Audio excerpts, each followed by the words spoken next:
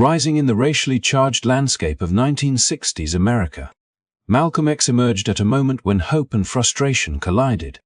For millions of Black Americans, the promise of freedom written into the nation's founding documents felt distant. Even hollow, segregation shaped daily life, violence enforced silence, and patience was constantly demanded from those who had already waited generations.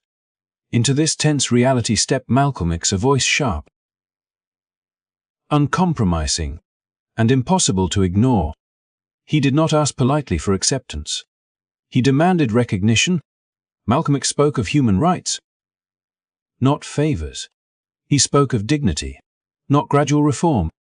And he spoke of equality, not someday, but now. His words cut through fear and resignation, challenging a system that thrived on intimidation and compliance. Where others urged endurance, Malcolm urged awareness. Where others preached comfort, he preached truth. What made Malcolm X stand out was not only what he said, but how clearly he said it. He refused to soften reality for the sake of approval. He named injustice as injustice and insisted that oppressed people had the right to defend their lives, their families, and their future. In doing, he reshaped the conversation from civil rights within America to human rights recognized by the world. This story is not just about history. It is about courage in the face of overwhelming pressure, about the power of ideas to awaken self-respect, and about a man who forced a nation to confront its own contradictions. Malcolm X's legacy still echoes today in debates about justice, identity, and resistance. If you are ready to explore the life, the ideas, and the lasting impact of one of the most influential voices of the 20th century, you are in the right place. Like this video, subscribe to the channel, and stay with us as we uncover the story of Malcolm X, why he stood out, and why his message still matters. Malcolm X did not simply challenge unjust laws or unfair customs.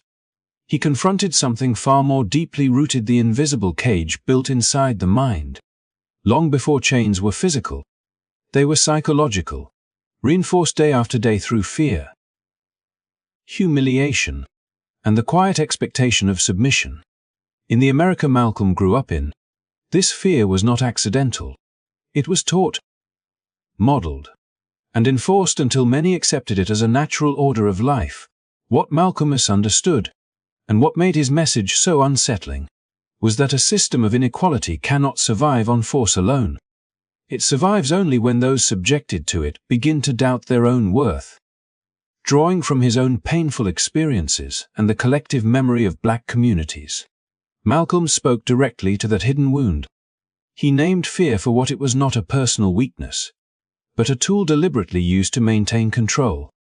Through his speeches, he peeled back the illusion of superiority that surrounded those in power, exposing it as a carefully constructed image rather than an inherent truth.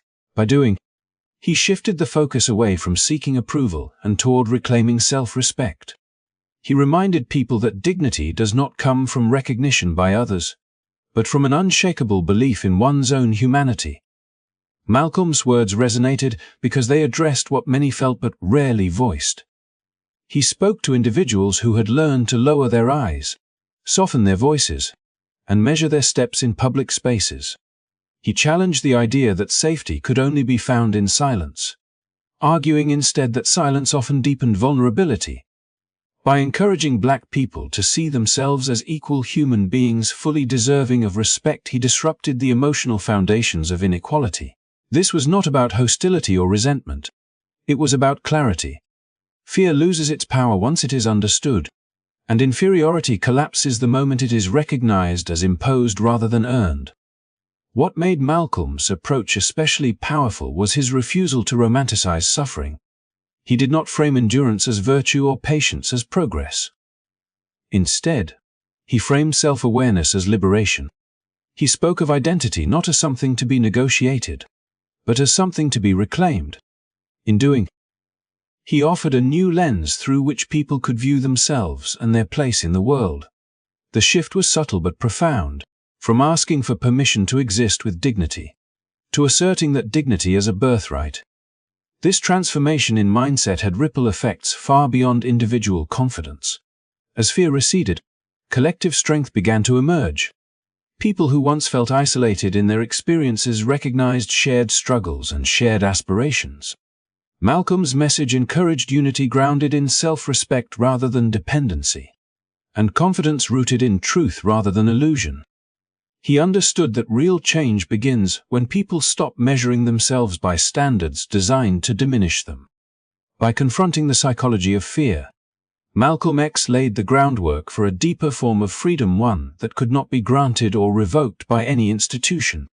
He showed that before systems can be transformed, minds must be awakened. In teaching people to reject imposed inferiority, he restored something essential that had long been denied: the certainty that they were, and always had been, fully human. As Malcolm X helped people break free from the inner grip of fear, he turned their attention outward, urging them to look clearly at the world around them and to call it by its true name. What many had been taught to accept as tradition or the way things were, Malcolm exposed as a carefully structured system of exclusion. He described segregation in the United States not as an unfortunate flaw in democracy, but as something far more deliberate, a form of legal apartheid that shaped every corner of daily life while hiding behind the language of law and order. Malcolm spoke about segregation in concrete, human terms, not abstract policies. He described how ordinary acts, shopping for food, sitting down to eat, traveling from one place to another, became moments of humiliation and danger. Entire cities were divided by invisible lines that determined where one could walk, rest, or even exist without confrontation. These rules were enforced not only by custom, but by institutions that claimed to represent justice. By laying out these realities plainly, Malcolm stripped away the comforting narrative that America was slowly but inevitably progressing toward fairness. Instead, he revealed a nation maintaining inequality through legality, procedure, and selective enforcement. What made his critique so powerful was his insistence on confronting contradiction. Malcolm asked how a country that spoke endlessly of freedom could tolerate a system that denied basic dignity to millions of its own citizens. He pointed to the gap between the ideals written in founding documents and the reality lived on the streets, where those ideals seemed to stop at the color line. Courts, police, and political leaders often claimed neutrality, yet their actions consistently favored one group over another. To Malcolm, this was not a failure of democracy to live up to itself, it was democracy practiced in a way that protected inequality while presenting itself as fair. He challenged the idea that injustice was accidental or temporary. Malcolm argued that when discrimination is supported by law, it becomes more dangerous, not less. It teaches people to accept unfairness as legitimate and discourages them from questioning authority. In such a system, violence did not always appear as chaos. It often appeared as routine: arrests without accountability, punishment without protection, and silence enforced through fear became part of everyday life. Malcolm's willingness to say this out loud unsettled many, because it forced listeners to confront realities that polite language had long concealed.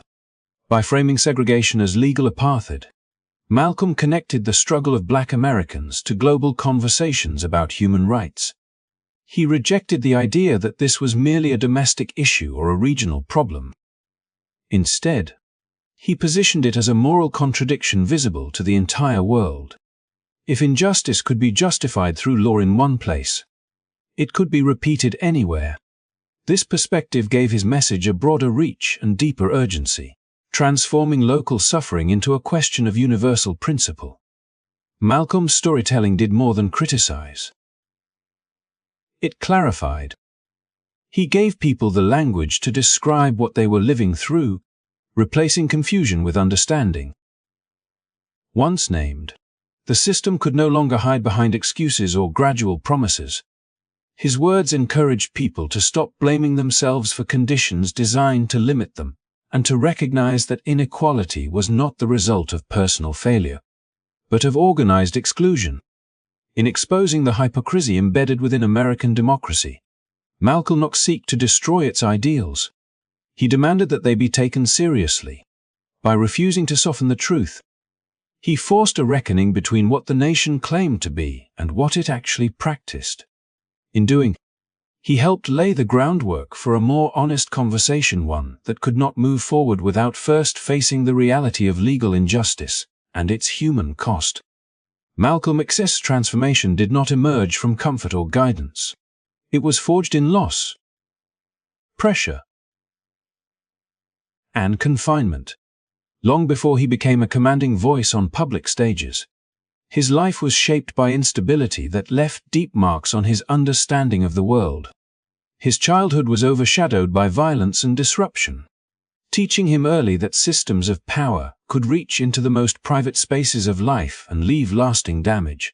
These experiences did not immediately produce clarity or purpose. Instead, they pushed him into a cycle of anger, survival, and rebellion that reflected the limited options offered to many young men in his circumstances.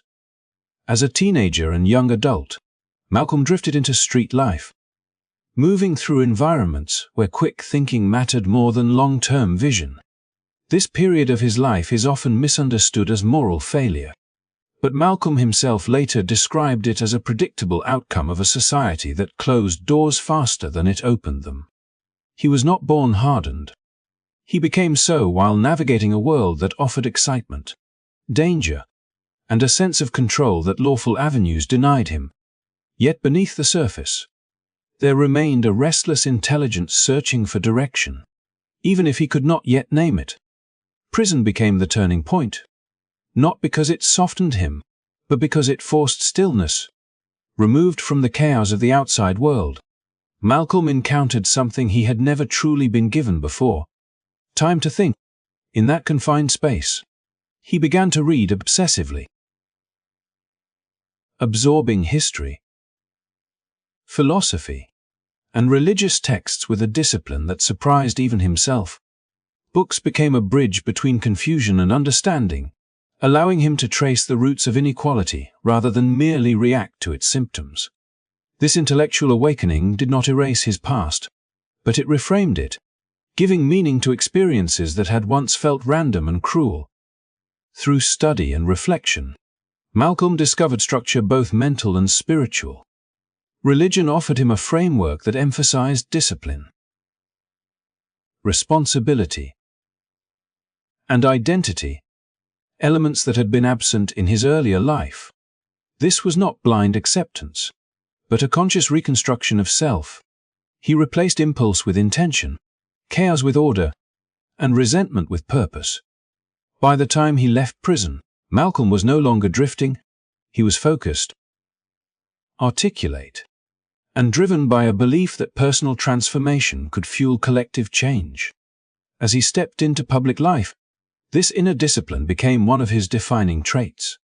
Unlike many leaders shaped by academic privilege or institutional support, Malcolm's authority came from lived experience. He spoke with certainty because he had known confusion. He demanded self-respect because he had once lacked it. His past gave weight to his words, making them resonate with those who felt overlooked or discarded. He did not present himself as flawless. He presented himself as awakened.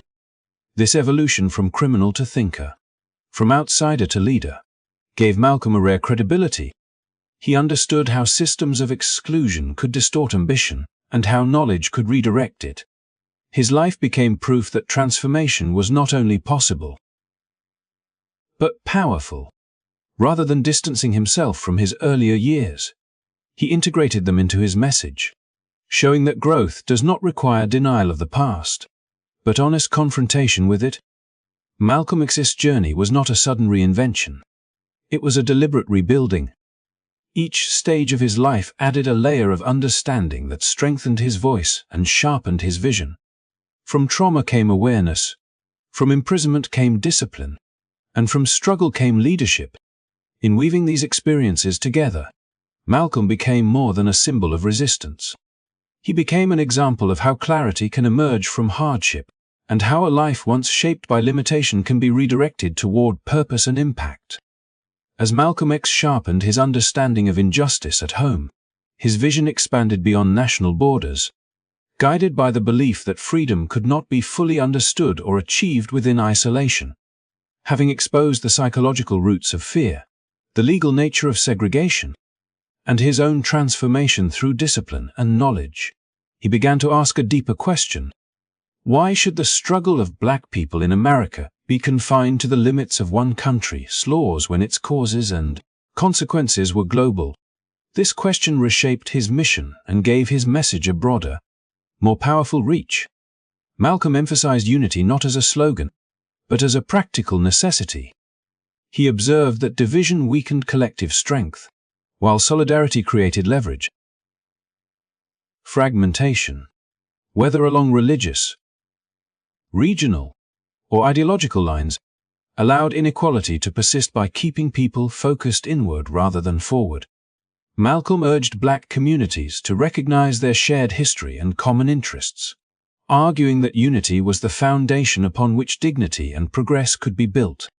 This was not about uniformity of thought, but about alignment of purpose, understanding that collective advancement required cooperation, rather than competition among those facing the same barriers.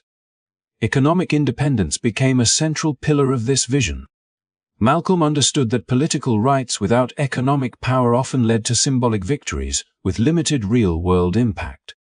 He spoke about ownership, self-sufficiency, and the importance of controlling resources within one's own community. To him, economic dependence made equality fragile, easily compromised by pressure or neglect. By encouraging self-reliance, Malcolm reframed empowerment as something that could be practiced daily, not postponed until policy caught up with principle. Economic strength, in his view, was not an end in itself, but a means to protect dignity and ensure stability. What truly distinguished Malcolm's thinking, however, was his insistence on placing the Black struggle within an international context. As he traveled abroad and engaged with leaders from Africa, Asia, and the Middle East, he recognized familiar patterns of exploitation and resistance. These encounters reinforced his belief that the challenges faced by Black Americans were not isolated incidents, but part of a wider system that affected people across continents. Colonialism, economic extraction, and political exclusion appeared in different forms, but followed similar logic. By drawing these connections, Malcolm transformed a domestic issue into a global conversation. This global framing shifted the language of the struggle. Rather than appealing solely to civil rights within the United States, Malcolm spoke of human rights recognized by the world. This distinction mattered. Civil rights could be delayed, reinterpreted, or selectively enforced by governments. Human rights, by contrast, carried moral weight beyond borders. By invoking international standards, Malcolm challenged the notion that justice was a privilege granted by the state. Instead, he presented it as an inherent right that governments were obligated to respect. Through this lens, Black Americans were no longer a minority pleading for inclusion, but part of a global majority demanding accountability. This perspective offered both dignity and leverage. It encouraged people to see themselves not as isolated victims of circumstance, but as participants in a shared human struggle for fairness and self-determination. Malcolm's message resonated because it expanded the horizon of possibility, replacing narrow expectations with a sense of global belonging. By promoting unity, economic independence, and international solidarity, Malcolm X redefined what resistance could look like. He moved the conversation from accommodation to assertion, from patience to purpose.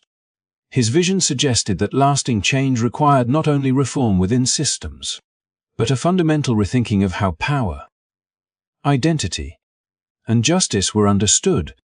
In doing, he elevated the struggle from a national debate to a universal demand. reminding the world that the pursuit of dignity knows no borders. Malcolm X's influence did not end with his life. It continues to move through time, shaping conversations, movements, and minds across generations. His advocacy of self-defense, self-determination, education, and uncompromising resistance offered more than a response to injustice. It offered a framework for dignity. These principles were never about chaos or hatred, but about survival, awareness, and responsibility in a world that too often denied fairness. By insisting that oppressed people had the right to protect themselves, define their own identity, and pursue knowledge without apology, Malcolm reasserted control where it had long been taken away. Self-defense, as Malcolm spoke of it, was rooted in self-respect. It was the refusal to accept vulnerability as a permanent condition. This idea resonated deeply and continues to echo today in global movements that demand safety, accountability, and equal treatment under the law. His emphasis on self-determination challenged people to stop waiting for validation from institutions that had historically failed them. Instead, he urged communities to build strength from within, shaping their own future rather than reacting to decisions made elsewhere. Education stood at the center of Malcolm's vision for lasting change. He understood that without knowledge, progress would always be fragile. Education, to him, was not merely academic achievement, but the ability to understand history, recognize patterns of inequality, and think critically about power.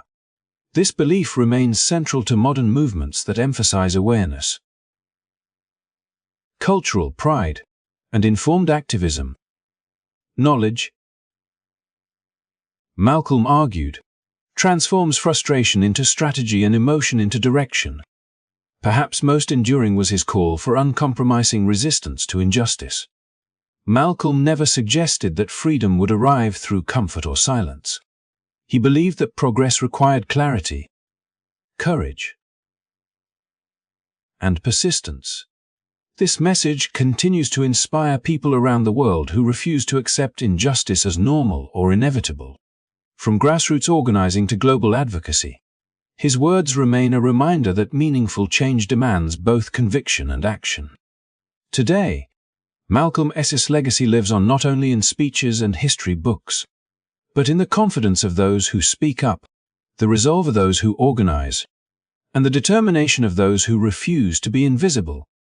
His life demonstrated that transformation is possible, that truth can disrupt power, and that dignity can be reclaimed even in the most difficult circumstances. As we reflect on his message, we are reminded that the struggle for justice is not confined to the past. It is ongoing, evolving, and shared across borders. Malcolm X challenged the world to be more honest, more courageous, and more accountable. His voice still asks us to prepare for the future through awareness and action, and to defend the principles that affirm our shared humanity. Thank you for taking this journey with us and for listening. If you found this story meaningful, please like the video, subscribe to the channel, and stay connected as we continue exploring powerful histories and ideas that shape our world today.